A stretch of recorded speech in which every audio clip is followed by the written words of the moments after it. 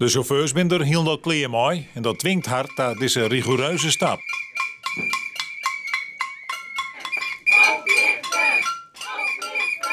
Als de actie aan de gang is, liet directeur Dick van der Aat hem eerst net zien. Hij wacht het op zijn kantoor. Wat vind je ervan dat ze zo binnenstappen? Dat vind ik heel intimiderend. Oplichten! Oplichten! Oplichten! Oplichten! Mijn man is overspannen geraakt door alle stress hier in de zaak. Is thuis komen te zitten en is meteen vanaf het begin af aan geïntimideerd. En als een werknemer ziek is, dan verwacht je een kaartje of een boeketje bloemen of een fruitmandje. Maar het enige wat wij kregen waren bedreigende sms'jes, telefoontjes met een schreeuwende Dick van der Aat aan de telefoon.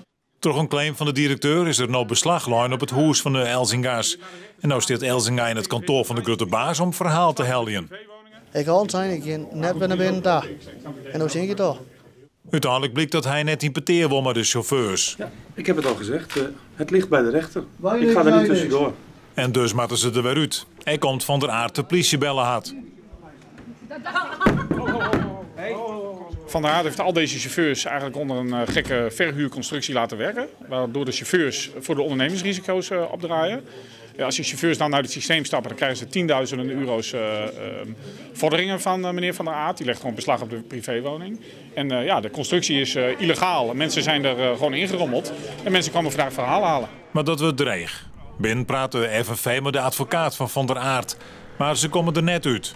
Dus als de politie weer voort is, gaan de chauffeurs er weer in.